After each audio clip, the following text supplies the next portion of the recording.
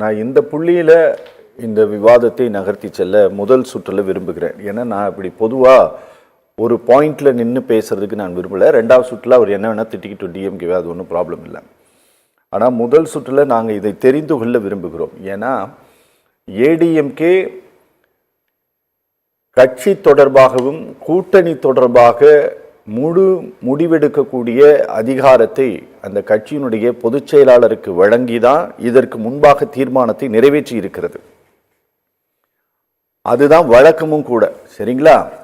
இதைதான் 2024 ஏடிஎம்கே செய்தது, 2021 இதைத்தான் செய்தது. சரியா? எந்த இடத்திலும் இந்த கூட்டணிக்கு அதிமுக தான் தலைமை தாங்குதுன்ட்டு அவங்க சொல்ல வேண்டிய தேவையில்லை. ஏன்னா அவங்க தான் தலைமை. சரியா சார்? ஆனா இந்த முறை இவர்கள் அதை தீர்மானமாக கொண்டு வந்ததன் மூலமாக சார் சொன்னாரு, இது திமுகவிற்கு அறிவாலயத்திற்கு சொல்லப்பட்ட செய்திங்கிறாருல்ல. இது நிஜமாலுமே இது அறிவாலயத்துக்கு சொல்லப்பட்ட செய்தியா இல்ல இது பிஜேபிக்கு சொல்லப்பட்டதா? முதல் ஒரு கூட்டணி கட்சிகளுக்கு சொல்லட்டும். இப்ப நான் தான் தலைமைங்கிறத என் கூட்டணியில் உள்ள மற்றவர்கள் ஒத்துக்கொள்ள வேண்டும். அவங்க தான் தீர்மானம் போடணும். பாஜக சொல்லி தீர்மானம் போடணும். அதிமுக தலைமையிலான கூட்டணியை நாங்கள் ஒத்துக்கொண்டிருக்கிறோம் தீர்மானம் போடணும். இவரே நான் தான் தலைவர் சொன்னேன். ஒன்றும் புரியலையே. அப்ப இவருக்கே சந்தேகம். தொடர்ந்து பாஜக காரர்கள் நான் பாஜக தலைமையில கூட்டணி அமையும், பாஜக தலைமையில கூட்டணி அமையும் சொல்லிக்கொண்டே இருக்க காரணத்தினால தனக்குத்தானே சொல்லிக் கொண்டிருக்கின்ற நிகழ்வாத்தான் நான் பாருங்க. காரணம், அந்த அளவிற்கு அதிமுக பலவீனமாக போய்விட்டது. அந்த பலவீனத்தை எப்படி நிவர்த்தி பண்ணி தெரியாத பயத்தின் வெளிப்பாடு. இருட்டில் பாட்டு படிக்கிற கதையாக தான் அந்த கதை இருக்குது. அப்படிதான் எடுத்துக்க முடியும். அதிமுக கடந்த காலத்தில் மிகவும் செல்வாக்காக இருக்கின்ற காலத்தில் இது போன்ற தீவிரமான அவங்களுக்கு தேவையில்லை, தேவைப்படலை. ஓகே. ஆனால் இன்று அவருடைய முன்னாள் முதல்வருடைய எடப்பாடியுடைய வார்த்தை, நாங்கள் பாஜகவால் பாதுகாப்பு பெற்றோம், பாதுகாக்கப்பட்டோம் என்றெல்லாம் சொல்லி தன்னுடைய இயலாமையை வெளிப்படுத்தக்கூடிய நிகழ்வு, விசுவாசத்தை காட்டுகின்ற விளைவு வந்துவிட்ட காரணத்தினால இந்த ரெசல்யூஷனை ஏடிஎம்கே தவிர்த்திருந்தால் நல்லா இருந்திருக்குமா சார்? போட்டிருக்க கூடாது. ஏடிஎம்கே தகுதியை கெடுத்து விட்டார்கள். ஓகே.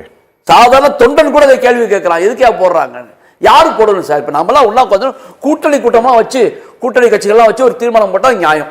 எல்லா கட்சியும் எல்லா அவங்க கூட்டணியோட எல்லா கட்சியும் பாஜக இன்னும் யார் யார் சேர்ந்தவங்க எல்லாம் பிடிச்சி வச்சு இந்த மாதிரி இந்த கூட்டணியில அதிமுக இந்த மாநில தேர்தலுக்கு தலைமை தாங்குகிறதுன்னு சொன்னா நியாயமா இருக்கும். எனக்கு நானே போட்டுக்கிறதா? இல்ல, தாங்குகிறது அப்படிங்கிறத விட அதிமுக தான் தலைமை தாங்கும்னு சொல்லியிருந்தா கூட ஓகே. கரெக்டா? அது சொல்ல முடியாது. அது நீங்க உங்க கூட்டத்தில் எப்படி சொல்லுவீங்க? ஓகே. அவங்ககிட்ட எப்படி சொல்லணும்? அதிமுக தலைமை தாங்கணும். எதிரில் உள்ள பாஜகட்டையோ இன்னும் யாராவது கூட்டணிக்கு வந்தா, யார் வந்த மாதிரி தெரியல, வந்தவங்ககிட்ட சொல்லணும். அதை சொல்லாம நீங்க இருந்தீங்கன்னாக்க சமீபத்தில் நீங்க பார்க்கலாம், தாவக வந்தால் வரவேற்போம், கொடி வந்துச்சுன்னு சொன்னார். சரி, கத்துறா இருக்கும். 2 கொடி எவனோ பிடிச்சிட்டான், வந்து விட்டார்கள். அடுத்த நாள் விஜய் என்ன சொன்னாரு? விஜய் முதல்வர் அடிச்சார். அப்படிதான் வரும். அப்ப அந்த மாதிரி இவங்க ஏத்துக்கிட்டாலும் இதே தீர்மானத்தை பாஜக போடுவார்களா? இல்ல அவர் கூட்டணியில் மற்ற கட்சிகள் போடுவார்களா? ஏதாவது கட்சி வந்தாலோ வரலன்னா போடுவாங்களா? அன்றுதானே இவர்கள் உண்மை நிலை தெரியும். இவர் தான் தலைமை, நானே சொல்லிக்கிறேன் நான் தலைமை, நீங்க ஒத்துக்கணும்ல.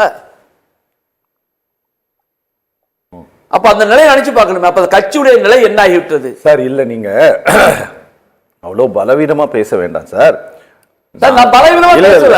நான் 32 வருஷம் ஆண்ட கட்சி அநியாயமாக பலவீனமாக ஆக்கி விட்டார்கள் வைத்தறிச்சலில் பேசுகிறேன், ஆதங்கத்தில் பேசுகிறேன். தமிழ்நாடை திராவிட கட்சிகள் தான் ஆள வேண்டும் என்ற கொள்கையில் உள்ளவன் நான். அதுல எனக்கு இந்த மாற்று கருத்தும் கிடையாது. நீங்க கட்சி அடமலை வச்சு நானா பொறுப்பு? தவறு உங்களுடையது, கட்சிக்காரர்களுடையதோ மக்களுடையதோ வாக்காளர்கள் அல்ல. தவறு வெளிப்படையாக எடப்பாடி எழுது என்று கட்சியுடைய ஒவ்வொரு தொண்டரும் சொல்ல ஆரம்பித்து விட்டார்கள். அதனால தான் இங்கிருந்து பாயிரம் நேரம் தாவா கிளப்பி விழுகிறான்.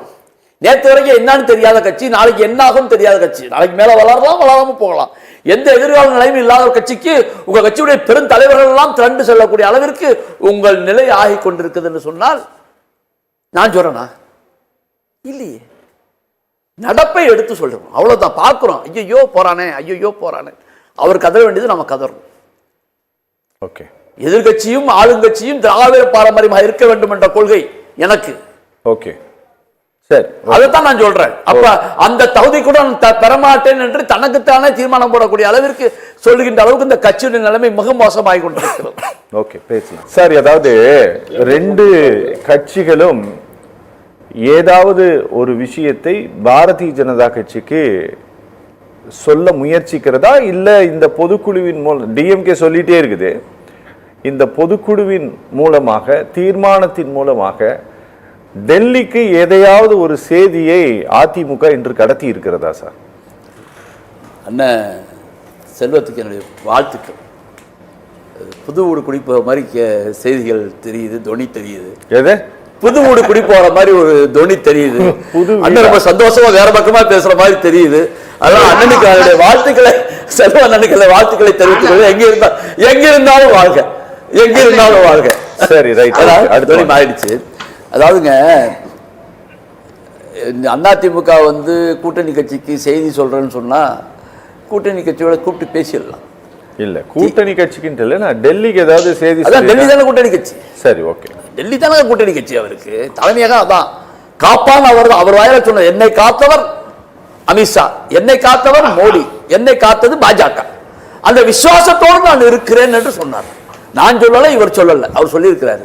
இப்ப எனக்கு ஒரு யோசனை வருது. 234 தொகுதி, பாஜகவுக்கு 20 தொகுதி, இந்த வாசனுக்கு ஒரு தொகுதி, அது 2, 1 2 என்ன அசம்பிளி இல்லையா? ஆமா, அவருக்கு அது அதிகம் ஆள் இல்லை. நீங்க வேற, நீங்க ஏதாவது பேசக்கூடாது. பாஜகவுக்கு 20 தொகுதி தான் போன தடவை கொடுத்தாரு. அப்ப பாஜகவுக்கு போனது 20 கொடுக்கும்போது வாசனுக்கு 5 கொடுப்பாங்களா, 10 கொடுப்பாங்களா? அப்ப வாசனுக்கு 10 பாஜகவுடைய அந்த அளவுக்கு ஈக்குவலா வாசன் இருக்காரு. நிஜாமதி என்ன உங்களுக்கு எடப்பாடியோட ரகசிய உறவு இருக்கா? என்ன நிறைய உறவு இருக்குன்னு அதான் கேட்டேன். பர்சனலா நட்புகளா இருக்கா? நான் இல்லைன்னு சொல்ல வரல. அதாவது போன தேர்தலில் பாஜகவுக்கு எத்தனை தொகுதி? சட்டமன்ற தொகுதி 20. அப்ப 20 பாஜக 20, ஒன்றியத்தை ஆளுகின்ற கட்சிக்கே 20 சொன்னா வாசனுக்கு 10 கொடுப்பாங்களா?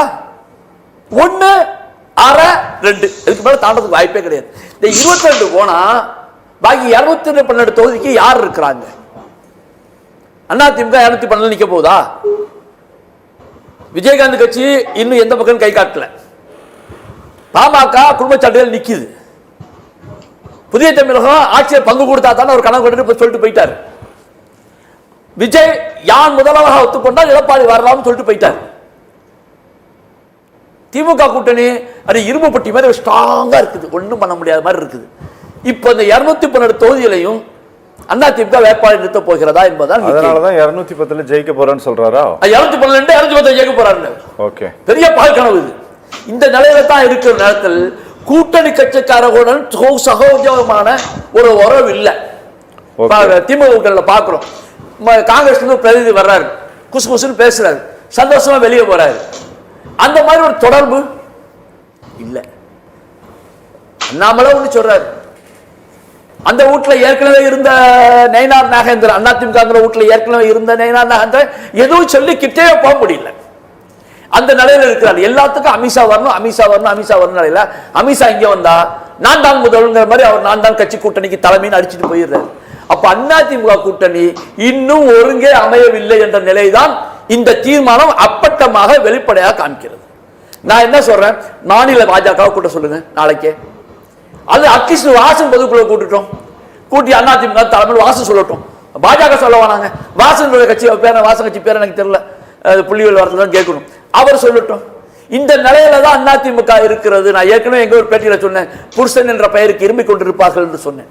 அது மாதிரிதான் இன்னைக்கு அதிமுக நிலைமை இருந்து கொண்டிருக்கிறது என்று சொன்னால் இதுக்கு முழுக்க முழுக்க முழு காரணம் மாண்புமிகு முன்னாள் முதல்வர் எதிர்க்கட்சி தலைவர் எடப்பாடியார் தான். அந்த முதல்வர் பதவி கூட அவர் நின்று ஜெயிச்ச பதவி அல்ல, தற்செயலாக இறைவன் வித்திட்ட விதியாக முன்னாள் முதல்வர் ஜெயலலிதா அவர்கள் இறந்த காரணத்தினால ஒரு வார்த்தையை விட்டுட்டாரு. கீழே விழுந்தாரு, கையில் விழுந்தாரு, காலை வரலான்னு தவண்டு போனதை விட்டுவிட்டாரு. தவண்டு போய் பெற்ற பதவி. நீங்க வேணா சொல்லாங்க, ஏற்கனவே சொல்லிட்டீங்க. என்ன பண்றது, அக்கா பார்த்தது அடிக்கடி அதை அனுப்பிட்டே இருக்காங்க எனக்கு. ஆகவே இந்த சூழ்நிலையில், இந்த சூழ்நிலையில் அதிமுக தன்னைத்தானே சொல்லக்கூடிய நிலைக்கு தள்ளிவிட்டது என்ற நிலை. சமீபத்தில் அந்த கட்சியில் போன எல்லா பட்டியலையும் பெருசா எடுத்தா திமுக நிறைய பேர் போயிட்டாங்க, கொஞ்சம் பேர் தாவேக்காக்கு போயிட்டாங்க. ஒருத்தர் கூட அந்த பக்கத்தும் திரும்பல, ஒருத்தர் கூட அந்த பக்கத்தும் திரும்பல. ஒன்று இங்கேருந்து போயிருக்கணும், அங்கேருந்து போயிருக்கணும். அது அரசியல் சகஜம். போனா இந்த ஒரு செயலா போனாக்கா கூடாரம் காலியாகிறது. ஓகே, இது எனக்கு வருத்தம். நான் ஏற்கனவே சொன்னேன், திராவிட கழகங்கள் தான் தமிழ்நாட்டை ஆள வேண்டும். இப்ப அவரும் தாவேகன் தன் திராவிட பாரம்பரியம் வரேன்னு சொல்றாரு. அது சந்தோஷமா இருக்குது. ஆகவே இந்த நிலையில எடப்பாடி அதிமுக ஆட்சிக்கு வர்றது அப்புறம் விட்டோம், அதிமுகவை காப்பாரா? ஓகே ஓகே சார், ரொம்ப நன்றி. நான் முடிக்கிறேன் சார். ஏன் இந்த துரோகம்லாம் பேசிட்டாங்க சார், அதெல்லாம் வேணாம் விடுங்க. இல்ல எம்ஜிஆர் மரணத்துல நம்ம பார்த்தோம், ஜனங்களுக்கு எல்லாம் சட்டையில வந்து எட்டி உழைச்சு விட்டு தள்ளி விட்டவங்க எல்லாம் மீண்டும் வந்து சமரசத்துல வந்ததெல்லாம் எல்லாம் என்ன துரோகம் என்ன செட்டில்மெண்ட் நமக்கு புரியாம இன்னி வரைக்கும். அதெல்லாம் அதெல்லாம் பார்க்கலாம், நிறைய பேசிட்டு போலாம்.